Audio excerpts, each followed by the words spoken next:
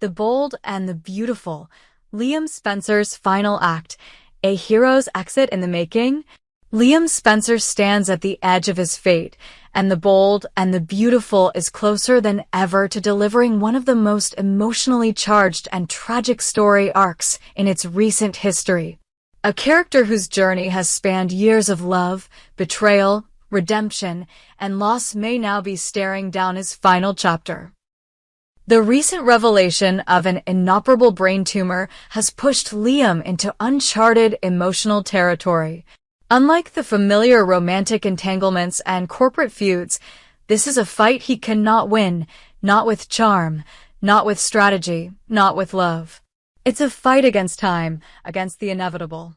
And yet, within this looming tragedy lies a glimmer of dramatic potential, a final act, a bold choice, an ultimate sacrifice. The diagnosis was brutal. An aggressive tumor with no surgical recourse, a ticking time bomb in Liam's brain, cutting through the chaos of his personal life and forcing him to confront his mortality. For a man who has spent his life trying to control his surroundings, his relationships, his children, the future of Spencer Publications, Liam now grapples with a scenario where he controls nothing but how he chooses to face the end. And the writers have carefully constructed an atmosphere thick with foreshadowing. There are no miraculous medical breakthroughs on the horizon. No sudden clinical trials or miracle drugs. The path ahead is dark and the tone is unmistakably somber. Yet this is The Bold and the Beautiful, a world where emotions run high and fate is often twisted into dramatic crescendos. If Liam is destined to die, then surely it won't be quietly in a hospital bed. That's not how stories end here. There's a sense, subtle but growing, that Liam is being set up for something more. A tragic, noble end. A moment of sacrifice that could allow his death to carry meaning, not just for him, but for the people he loves most. And in the storm of possibilities swirling around, one name rises above the rest: Steffy Forrester. Steffy, the fiery and complicated woman who has defined so much of Liam's past, may once again become the center of his story, this time not through passion, but through peril. Tensions are rising and danger is circling closer. Luna Nozawa, once perceived as a relatively benign figure, has slowly emerged as a wild card with dangerous potential. Luna's growing resentment towards Steffy, who she views as obstructing her path to happiness with Finn, has escalated past frustration. It's become obsession, rage, and now, very possibly, a murderous impulse. Luna's past is stained with blood. Tom Starr. Paul Hollis Hollister. Both victims in a sequence of violence that had seemed accidental or at least circumstantial. But recent developments suggest otherwise. Luna's drugging of Steffy, the chilling act of locking her in a cage inside a condemned building, and then leaving her there while demolition crews loomed, all of its signals premeditated intent. It was no longer about removing an obstacle. It was an attempt to eliminate her. Cold, calculated, dangerous. Now imagine Liam discovering this, realizing too late that Steffy is in danger once more, maybe even from someone everyone else underestimates. What would he do? He wouldn't hesitate. Despite the tumor, despite the ticking clock, he would move. Fast, determined. He would place himself between Steffy and harm, driven by the need to give meaning to what time he has left. It's not hard to picture the moment. Liam racing against time, confronting Luna in a final showdown, perhaps in a high-stakes environment, another collapsing building, a runaway vehicle, or a public venue gone chaotic. Whatever the setting, the result could be the same. Liam saves Steffy. And in doing so, he pays the ultimate price. It would be tragic. Yes, but in a universe like this one, it would be fitting. The man who has been torn between two great loves, the father of two beautiful daughters, the man who has failed and redeemed himself countless times, finally stepping into the role of a hero, choosing courage and sacrifice over passive surrender to illness. His death would ripple across the canvas of characters in powerful ways. For Steffi, the guilt and grief would be unbearable. She would carry the knowledge that he died to save her, possibly questioning whether she could have seen the danger sooner. For Hope Logan, it would reignite unresolved emotions, thrusting her into the complexity of mourning a man who had once been her world. Beth and Kelly would grow up with stories of their father's bravery, a legacy written not in scandal or confusion, but in selfless love. Even Finn, who has always had a tenuous dynamic with Liam due to the complicated love triangle, would be forced to acknowledge the man's final act as something truly noble. And Bill Spencer, the patriarch known for ruthless business acumen, would be shattered. Watching his son die, not in a boardroom battle or political crossfire, but as a hero, would force him to reflect on what truly matters. The writers have constructed the perfect storm for this scenario to play out. Liam's terminal illness provides the clock. Luna's descent into darkness provides the trigger. And Steffi, always caught between power and vulnerability, provides the emotional center. There is no better way to ensure Liam's story ends with impact. Not a whimper in a hospital bed. Not an off-screen exit. But a real, meaningful, visceral moment that burns into the memory of every viewer. And yes, the fans will cry. There will be outrage.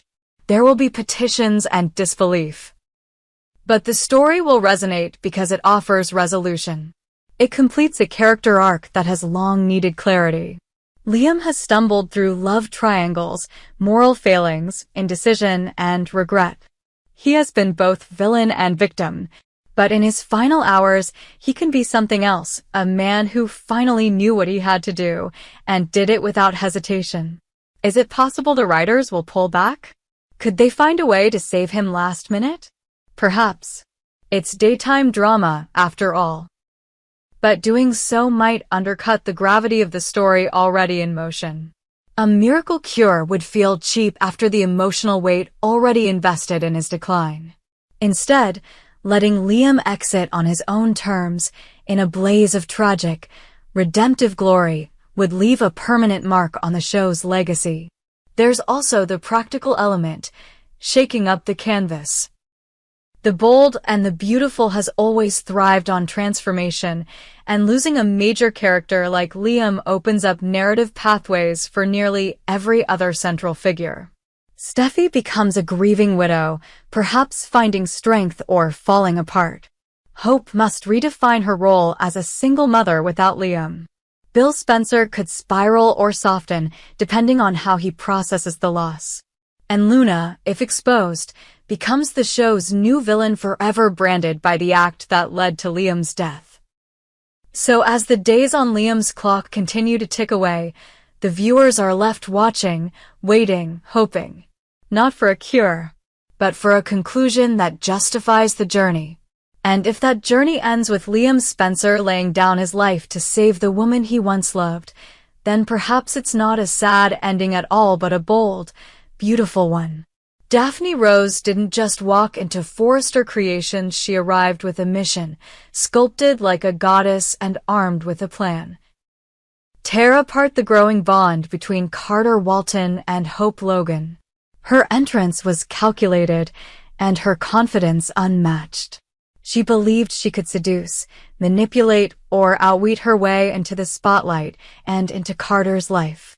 But the world of Forrester Creations is merciless, a battlefield where beauty isn't enough and loyalty often trumps lust.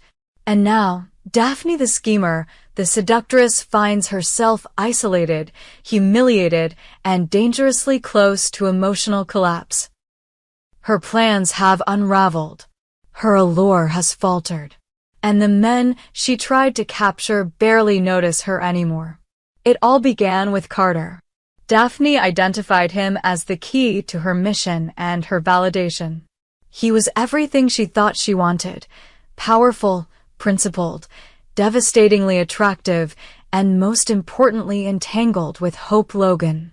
If she could break that bond, she'd prove herself valuable to Steffi Forrester, and she'd cement her place in the Forrester inner circle.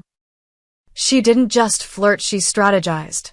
She maneuvered herself into his path, placed herself in rooms she had no business being in, leaned into every glance, touched his hand just a little too long, smiled just a little too sweet.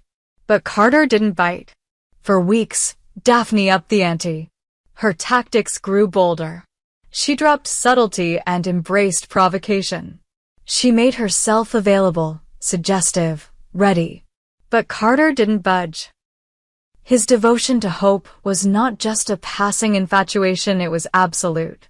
On May 16th, in a moment that crushed Daphne's last sliver of hope, Carter told Brooke Logan flat out, he would never give up on hope. Not now. Not ever. He wasn't just politely declining Daphne's silent invitation, he was publicly slamming the door shut. I will not give up on her, he declared, leaving no room for misinterpretation. That one sentence annihilated weeks of effort. Daphne wasn't just rejected. She was erased. For someone like Daphne, used to being noticed, desired, envied, the rejection was more than painful. It was identity-shattering. Carter's refusal wasn't just a personal insult. It was a declaration that her beauty and charm held no power over him. It was a rupture in her carefully maintained self-image. And if that wasn't enough, the fallout extended beyond Carter. There had been a flicker, brief but undeniable, between Daphne and Zend Forrester Dominguez. Back in February, their chemistry was electric. There were moments, stolen and spontaneous, when Daphne seemed to drop the act. With Zend, she laughed without strategy, talked without filter, let her guard down. It felt different. It felt real. The audience saw it. The spark. The potential. Zend wasn't Carter, but there was something organic forming. Something that could have blossomed into a refreshing romance had it been nurtured. But Daphne, blinded by her obsession with Carter, sabotaged herself. She confessed her feelings for Carter to Zend, an act of emotional suicide. It was a crushing moment of miscalculation. Any intimacy between them evaporated instantly. Zend, already conflicted with family obligations and caught in the swirl of Forrester drama, backed off. He threw himself into his designs, distancing himself from Daphne and the messy triangle she tried to form. And now, Zend is barely present. His screen time has dwindled, his attention elsewhere. Meanwhile, Daphne floats, untethered, in a sea of designer fabrics and dead ends. Her efforts at connection have failed. Her targets have moved on. And Forrester Creations, which once felt like a stage she could command, now feels like a cold, indifferent arena that's slowly closing in. But the bold and the beautiful never leaves its characters stagnant for long. Enter Will Spencer, the latest wild card. Young, ambitious, and recently brought into the Forrester fold as an intern. He's the son of Bill Spencer and half-brother to Liam. A legacy name with a clean slate. He's green, impressionable, and surrounded by stunning, seasoned women. And Daphne? She's nothing if not opportunistic. With Carter's heart locked and Zend out of frame, Will may be her next move. It wouldn't be the first time an older woman set her sights on a younger man in this world. The age gap wouldn't matter, not in a place like Forrester Creations, where passion often overrides propriety. Will is no longer a child. He's a man stepping into his legacy. And Daphne, cornered and desperate to re-establish herself, could see in Will a new chance, a project, a distraction, a last-ditch effort to avoid being the company's invisible woman. To Will, Daphne could be a siren. Beautiful, worldly, mysterious. And to Daphne, Will might represent a clean slate and the easiest path back to relevance. But it would be a dangerous game. Will is not a man seasoned by heartbreak. He's new to this world's manipulations. If Daphne were to pursue him, it wouldn't just be another office fling. it would be a scandal waiting to erupt. Bill Spencer would notice. Hope and Steffi would talk. And if Daphne were to get involved with Will only to discard him or manipulate him the way she tried with Carter, the consequences could be catastrophic for both of them. Still, Daphne's options are shrinking by the day. She was brought in to disrupt, to break bonds and stir chaos. But now she is the one unraveling. Her mission has failed. Her targets have rejected her. And her presence has grown more ghost-like with each passing episode. The once confident interloper now drifts through the Forrester offices with nowhere to go and no one waiting for her. And yet, something lingers in her eyes. A refusal to quit. Daphne Rose may be wounded, but she is not finished. Whether she reignites her flirtation with Send, pivots toward Will Spencer, or sets her sights on a new target entirely, one thing is clear, she won't go quietly. She didn't come to Forrester Creations to blend in. She came to take something for herself. And if seduction won't do it, maybe scandal will. Maybe betrayal. Maybe reinvention. Could she partner with someone else scorned? Someone like Luna Nozawa, whose darker impulses seem to align with Daphne's bruised ambition. Could they form a duo of chaos, undermining the golden children of Forrester with strategy and seduction? Or could Daphne turn her attention outside the company entirely, finding a new path in the competitive world of fashion, perhaps through a rival firm or media empire? What we do know is that Daphne Rose is a wild card. Beautiful, calculating, underestimated, and dangerous when ignored. Her story is far from over. In fact, it may just be entering its most volatile chapter. And when the dust finally settles, the most unexpected casualty in this tangled web of love and ambition may not be Carter, Zend, or even will it may be Daphne herself. The woman who came to Forrester to destroy a relationship may end up destroying herself in the process. The question now is, who will notice when she falls? And who will be left picking up the pieces?